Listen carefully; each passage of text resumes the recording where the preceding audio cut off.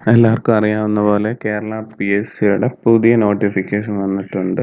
Notification exam date വന്നിട്ടുണ്ട്. Exam date junior instructor plumber category number 397/2021 പുതിയ notification വന്നിട്ടുണ്ട്. Exam ഇതാണ് details as per exam PSC calendar. ഇത് mechanical സ്ട്രീമിനും civil എഞ്ചിനീയറിങ്ങിനും മിനിമം ഡിപ്ലോമ ലെവൽ യോഗ്യതയുള്ളവർക്ക് എഴുതാൻ പറ്റിയ എക്സാമാണ്. ഡിപ്ലോമ സിവിൽ മെക്കാനിക്കൽ, അതുപോലെ BTech സിവിൽ മെക്കാനിക്കൽ, ഇതുകൂടാതെ ITI ലെവൽ കഴിഞ്ഞ് +3 years എക്സ്പീരിയൻസ് ഉള്ളവർക്ക് അപ്ലൈ ചെയ്യാൻ പറ്റും. ഡീറ്റെയിൽസ് എല്ലാം PSC നോട്ടിഫിക്കേഷൻ തന്നെ കൊടുത്തിട്ടുണ്ട്. പിന്നെ date of exam as per calendar വന്നിരിക്കുന്നത് നമുക്ക് March 4th സാറ്റർഡേ ആണ് വന്നിരിക്കുന്നത്. പിന്നെ മെയിൻ ടോപ്പിക്സ് ആസ് പെർ PSCയുടെ കലണ്ടർ വെച്ച് ക്വസ്റ്റ്യൻസ് എല്ലാം ഡിപ്ലോമ ലെവൽ ക്വസ്റ്റ്യൻ ആയിരിക്കും. നിങ്ങൾ പ്രിപ്പയർ ചെയ്യുമ്പോൾ ഒരു ഹൈ ലെവൽ BTech ലെവൽ നോക്കേണ്ട ആവശ്യമില്ല. ഒരു ഡിപ്ലോമ ലെവലിലുള്ള ക്വസ്റ്റ്യൻസ് ആയിരിക്കും എക്സ്പെക്ട് ചെയ്യേണ്ടത് മോസ്റ്റ് പ്രോബബ്ലി. അതുപോലെ തന്നെ എക്സാം ഡ്യൂറേഷൻ അതുപോലെ തന്നെ ഇപ്പോൾ പുതുക്കിയ ഡ്യൂറേഷൻ 1 hour 30 minutes ആയിരിക്കും. മെയിൻ ശ്രദ്ധിക്കേണ്ട കാര്യമാണ് ലാസ്റ്റ് ഡേറ്റ് ഓഫ് കൺഫർമേഷൻ കൊടുക്കേണ്ടത് 9/1/2003, അതായത് ഈ മാസം 9-ാം തീയതിയാണ് കൊടുക്കേണ്ടത്. പിന്നെ ഇതുപോലെ ശ്രദ്ധിക്കേണ്ട നമ്പർ ഓഫ് കാൻഡിഡേറ്റ്സ് 22,4661 അതായത് സാധാരണ എക്സ്പെക്ട് ചെയ്യാവുന്ന കാൻഡിഡേറ്റ്സിൻ്റെ അത്രയും വരുന്നില്ല ഇതിൻ്റെ ഒരു കാൻഡിഡേറ്റ്സ്. അപ്ലൈ ചെയ്ത ടൈമിൽ മേ ബി വേക്കൻസിയുടെ എണ്ണം കൊണ്ടായിരിക്കാം. വേക്കൻസി ഇപ്പോൾ ആസ് ഓഫ് നൗ 2 വേക്കൻസികളാണുള്ളത്. Maybe we can expect more, maybe ഒരു 10 or 20 മേ ബി എക്സ്പെക്ട് ചെയ്യാം എക്സാം കഴിഞ്ഞ് ലിസ്റ്റ് വരുമ്പോഴേക്കും. ഇപ്പോൾ ആസ് ഓഫ് നൗ 2 വേക്കൻസീസ് ആണുള്ളത്. പിന്നീട് ടോട്ടൽ നമ്മൾ ഈ മാസം ജനുവരി 10th തൊട്ട് നോക്കിക്കഴിഞ്ഞാൽ ടോട്ടൽ 50 days, അപ്രോക്സിമേറ്റ്ലി 50 days ആയിരിക്കും നമുക്ക് ഈ എക്സാമിന് വേണ്ടി പ്രിപ്പയർ ചെയ്യാൻ കിട്ടുക. പുതിയ നോട്ടിഫിക്കേഷൻ വഴി എക്സാം വന്നിട്ടുണ്ട്. അതുപോലെ PWD ഇറിഗേഷൻ വന്നിട്ടുണ്ട്. പിന്നെ സബ് എഞ്ചിനീയർ KCB വന്നിട്ടുണ്ട്. അപ്പോൾ കൂടുതൽ പേരും അതിലായിരിക്കും ഫോക്കസ് ചെയ്യുന്നത്. പിന്നെ കൂടാതെ ഇത് വേക്കൻസി വളരെ കുറവാണ്, കാൻഡിഡേറ്റ്സ് വളരെ കുറവാണ്. അതുകൊണ്ട് നല്ലോണം പ്രിപ്പയർ ചെയ്യാൻ തയ്യാറായിട്ടുള്ളവർക്ക് നല്ല ചാൻസ് ആയിരിക്കും എന്ന് ഞാൻ പറയും. കാരണം കൂടുതൽ പേരും ഇതിൽ ഫോക്കസ് ചെയ്യാൻ ചാൻസ് കുറവാണ്. അതുകൊണ്ട് കുറച്ചൊരു ശ്രദ്ധ, സിലബസും കുറച്ച് സാധാരണ ITI സിലബസിൽ നിന്ന് വ്യത്യസ്തമായ സിലബസ് ആയതുകൊണ്ട് സിലബസ് പ്രിപ്പയർ ചെയ്യുന്നവരുടെ എണ്ണം വളരെ കുറവായിരിക്കും. അതുകൊണ്ട് ഒരു എഫേർട്ട് എടുത്ത് പ്രിപ്പയർ ചെയ്താൽ തീർച്ചയായിട്ടും നിങ്ങൾക്ക് ഉയർന്ന റാങ്കിൽ വരാനുള്ള ചാൻസ് വളരെ കൂടുതലാണ്. പിന്നീട് ഇതിൻ്റെ ഒരു മാർക്ക് ഡിസ്ട്രിബ്യൂഷൻ PSC കൊടുത്തിട്ടുണ്ട്. ടേബിൾ വൈസ് അവർ കൊടുത്തിട്ടുണ്ട്. എക്സാക്ട്ലി ഇപ്പോഴത്തെ ആസ് പെർ PSC ട്രെൻഡ് എല്ലാം ആസ് പെർ സിലബസ് ആണ് മിക്കവാറും എല്ലാ ക്വസ്റ്റ്യൻസും ചോദിക്കാറ്. അതുകൊണ്ട് ഈ സിലബസ് നിങ്ങൾക്കൊന്ന് കവർ ചെയ്യാൻ പറ്റും. സപ്പോസ് നിങ്ങൾ വേറൊരു എക്സാമിന് വേണ്ടി പ്രിപ്പയർ ചെയ്യുന്ന ആളാണെങ്കിൽ പോലും, KCB, സബ് എഞ്ചിനീയർ, AEക്കൊക്കെ പ്രിപ്പയർ ചെയ്യുന്നവരാണെങ്കിൽ പോലും കുറച്ച് ടൈം ഇതിനു വേണ്ടി മാറ്റി വെച്ചാൽ may be you can expect within main list may be expect ചെയ്യാൻ പറ്റും. കോമൺ ലിസ്റ്റ് വരുന്നവരൊക്കെ ഒഴിവായി മേ ബി നിങ്ങൾക്ക് ജോലി സാധ്യത വരെ കിട്ടാനുള്ള ചാൻസ് ഉണ്ട്. അതുകൊണ്ട് ഇതിൽ പ്രിപ്പയർ ചെയ്യാൻ തയ്യാറായിട്ടുള്ളവർക്ക് വേണ്ടി ഞാൻ ജസ്റ്റ് ഒരു ഷോർട്ട് വീഡിയോ ആയിട്ട് ചെയ്തതാണിത്. ഇതിനകത്ത് പറയുന്ന സിലബസ് നോക്കിക്കഴിഞ്ഞാൽ ടോട്ടൽ 50 days, നമ്മളൊരു ഏത് എക്സാം ആണെങ്കിൽ പോലും റിവിഷൻ്റെ ഇമ്പോർട്ടൻസ് നിങ്ങൾക്ക് അറിയാമായിരിക്കും. ജസ്റ്റ് നമ്മൾ പഠിച്ച് കവർ ചെയ്യുന്നത് എത്രത്തോളമാണെന്നല്ല, എത്ര നമുക്ക് റീകളക്ട് ചെയ്യാൻ പറ്റുന്നു, അതാണ് ഒരു എക്സാമിന് വിലയിരുത്തപ്പെടുന്നത്.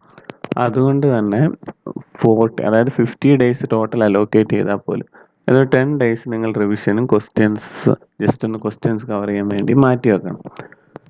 അങ്ങനെ മാറ്റി വെക്കുകയാണെങ്കിൽ ആസ് പെർ നമ്മളിപ്പോൾ ഞാൻ കൊടുത്തിരിക്കുന്ന ഡേയ്സ് അലോക്കേഷൻ എന്ന് പറഞ്ഞാൽ എത്ര മാർക്കുണ്ടോ അതിനനുസരിച്ചുള്ള ഡേയ്സ് അലോക്കേഷനാണ്.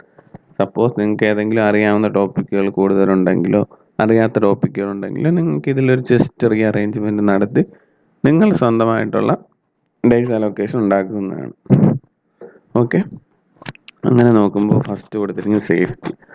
ഒരു ബേസിക് ആണ്. സാധാരണ സേഫ്റ്റിയെക്കുറിച്ചുള്ള സേഫ്റ്റി ജനറൽ പ്രിക്കോഷൻസ്, അങ്ങനെ വലിയ ക്വസ്റ്റ്യൻസ് എക്സ്പെക്ട് ചെയ്യാൻ പറ്റില്ല, നല്ല സിമ്പിൾ ക്വസ്റ്റ്യൻസ് എക്സ്പെക്ട് ചെയ്യാവുന്ന ഒരു ഫീൽഡാണ് സേഫ്റ്റി. അതിനെക്കുറിച്ച് സിലബസിനെക്കുറിച്ച് ഡീറ്റെയിൽ വീഡിയോ പിന്നീട് ഞാനൊരു വീഡിയോ ചെയ്യുന്നതാണ്. ഇപ്പോൾ ജസ്റ്റ് ഒന്ന് കവർ ചെയ്യാം. ജസ്റ്റ് മൊഡ്യൂൾസ് ഏതൊക്കെയാണ്, എത്ര ഡേയ്സ് ആണ് അലോക്കേറ്റ് ചെയ്തത്, ഏതൊക്കെ ഏരിയയാണ് നമ്മൾ ഫോക്കസ് ചെയ്യണം, ജസ്റ്റ് ഒന്ന് കവറപ്പ് ചെയ്യാം.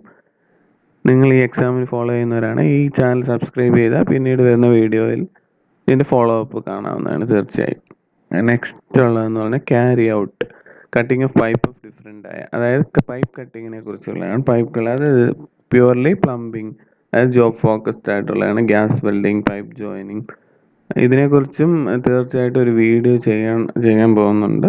ഓരോ മൊഡ്യൂളിനെ കുറിച്ചും തീർച്ചയായിട്ടും ഒരു സമ്മറി ബേസ്ഡ് അല്ലെങ്കിൽ ഡീറ്റെയിൽഡ് ആയിട്ടൊരു വീഡിയോ തീർച്ചയായിട്ടും നിങ്ങൾക്ക് എക്സ്പെക്ട് ചെയ്യാവുന്നതാണ് ഈ ചാനലിൽ. അടുത്ത് വരാൻ പോകുന്നത് മേസണറി, അതായത് മേസണറി, ബ്രിക്ക് വാൾ, RCC, അതായത് നമ്മൾ ബിൽഡിംഗ് മെറ്റീരിയൽസ് ആൻഡ് ബിൽഡിംഗ് കൺസ്ട്രക്ഷനിൽ കവർ ചെയ്യുന്ന ഒരു ടോപ്പിക്കാണ്. അതായത് സിവിൽ എഞ്ചിനീയറിംഗ് മേഖലയിലുള്ള AEയും ഓവർസിയറും ഒക്കെ പ്രിപ്പയർ ചെയ്യുന്നവർ ഓൾറെഡി കവർ ചെയ്തിരിക്കേണ്ട ഒരു ഏരിയയാണിത്. അതുകൊണ്ട് ഇതിന് രണ്ടിനും പ്രിപ്പയർ ചെയ്യുന്നവർ ഈ ഏരിയയിൽ കൂടുതൽ ഫോക്കസ് ചെയ്യുന്നത് നല്ലതായിരിക്കും. അതായത് ഈ എക്സാം വരെ, അതായത് 15 മാർക്സ് ഉണ്ട് ടോട്ടൽ കവർ ചെയ്യുന്നത്. അതായത് 6 days കൊണ്ട് 15 മാർക്സ്, അതൊരു ഹ്യൂജ് മാർക്കാണ്. അതുകൊണ്ട് തന്നെ നിങ്ങൾ കോമൺ ആയിട്ട് പ്രിപ്പയർ ചെയ്യുന്നവർക്ക് പോലും ഈ ഏരിയ ഒന്ന് ഫോക്കസ് ചെയ്യാവുന്നതാണ് കമ്മിങ് ഡേയ്സ്. അതിനെ അലോക്കേറ്റ് ചെയ്യാൻ 6 days ആണ് ഞാൻ അലോക്കേറ്റ് ചെയ്തിരിക്കുന്നത്. അടുത്തതും തീർച്ചയായിട്ടും ജോബ് ഓറിയൻറ്റഡ് ആയിട്ടുള്ളതാണ്. അതായത് ജോയിൻസ്, പൈപ്പ് ജോയിൻസ് അതിൻ്റെ യൂസസ്, അതുപോലെ type of fittings for different joins, ഓരോ ടൈപ്സ് ഓഫ് പൈപ്പിലും എങ്ങനെയാണ്, അതിനൊരു 10 മാർക്കാണ് PSC അലോക്കേറ്റ് ചെയ്യുക. അതിന് ഞാൻ 4 days as per mark distribution ഞാൻ അലോക്കേറ്റ് ചെയ്തിട്ടുണ്ട്. നെക്സ്റ്റ് വരുന്നത് പെർഫോം വാട്ടർ അനാലിസിസ് ടെസ്റ്റ്, അതായത് നമ്മൾ സിവിൽ എഞ്ചിനീയേഴ്സിനും എൻവയോൺമെൻറ്റ് എഞ്ചിനീയർ പഠിക്കുന്നുണ്ട്. ആ എൻവയോൺമെൻറ്റ് എഞ്ചിനീയറിൽ നിന്ന് വരുന്ന ഭാഗങ്ങളാണ് ഇവിടെ വരുന്നത്. ഇതിൽ sources of water, hard and soft water, temporary hardness and permanent, ഇതെല്ലാം എൻവയോൺമെൻറ്റ് എഞ്ചിനീയറിൽ പറയുന്ന അതേ ഏരിയ തന്നെയാണ് ഇവിടെയും കവർ ചെയ്തിരിക്കുന്നത്. Water purification stages and methods, expansion of water on freezing and heating, pressure of water on sides of systems of tank, water hammer in pipes.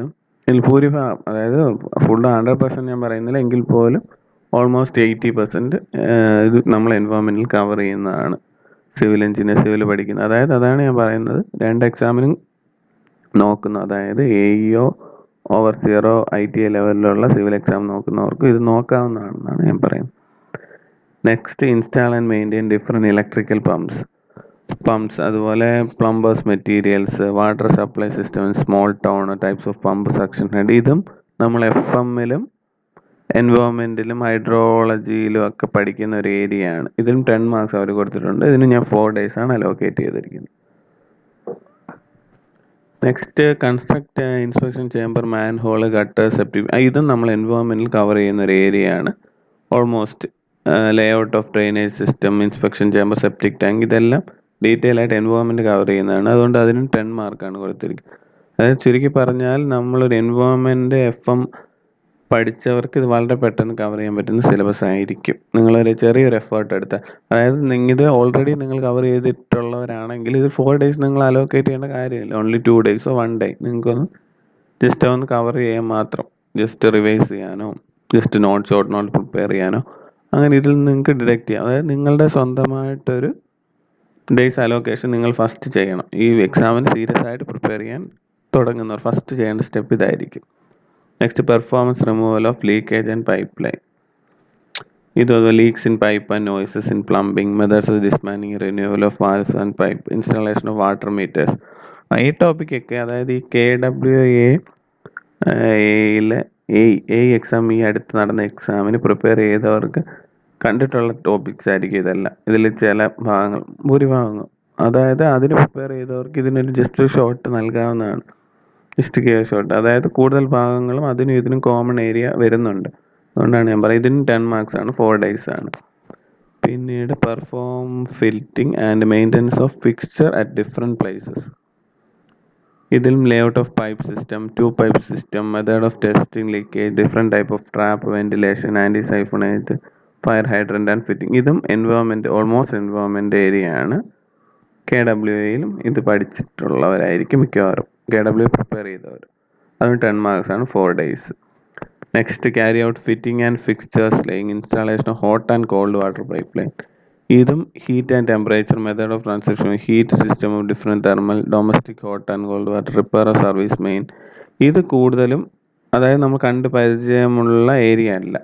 അതായത് ഇതിന് കുറച്ച് വേണമെങ്കിൽ നിങ്ങൾക്കിപ്പോൾ 4 days മതിയായില്ലെങ്കിൽ ഇത് ബാക്കി എവിടെയെങ്കിലും അഡ്ജസ്റ്റ് ചെയ്യുന്ന ദിവസം ഇവിടെ ഇട്ട് ഇതിനങ്ങനെ നമ്മൾ 40 days ഫില്ല് ആവും. അതായത് നിങ്ങൾ ടോട്ടൽ നോക്കേണ്ടതെന്ന് പറഞ്ഞാൽ ടോട്ടൽ 10 modules, അതായത് 10 modules തന്നെ. ആ 10 modules-നുള്ളിൽ നിങ്ങൾ ഈ 14 days അലോക്കേറ്റ്. ഇപ്പോൾ സപ്പോസ് 14 days ഇല്ലാത്തവരാണെങ്കിൽ അതിനനുസരിച്ചുള്ള ഇത് നിങ്ങൾ നോക്കണം. കലണ്ടർ വരുമ്പോൾ മാർച്ച് 4-നാണ്. മാർച്ച് 4-ന് മുമ്പ് കുറച്ച് ദിവസം റിവിഷൻ മാറ്റി വെച്ചതിന് ശേഷം, സപ്പോസ് ഞാൻ അലോക്കേറ്റ് ചെയ്യുക 20% നിങ്ങൾക്ക് റിവിഷൻ മാറ്റി വെക്കണേ വെക്കാം.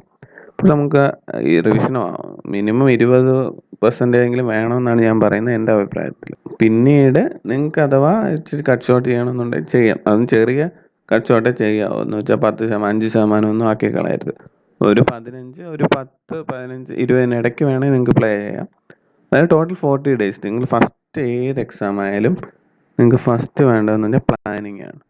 ഫസ്റ്റ് നമ്മൾ എല്ലാ എക്സാമും ഫസ്റ്റ് പ്ലാൻ ചെയ്ത് അത് എക്സിക്യൂട്ട് ചെയ്യുമ്പോഴാണ് പിന്നീട് നമുക്ക് അത് എക്സാമിന് എഴുതണം. അതായത് എക്സാം ഡേറ്റിലെ പെർഫോമൻസ്, ഇത് മൂന്നും വെച്ചാണ് നമ്മൾ ഒരു എക്സാമിൻ്റെ റിസൾട്ട് വരാൻ പോകുന്നത്. അതായത് നിങ്ങൾ പ്ലാനിങ് ചെയ്തില്ല, ജസ്റ്റ് നിങ്ങൾ പഠിച്ച് മാത്രമേ പോയിട്ടുള്ളൂ.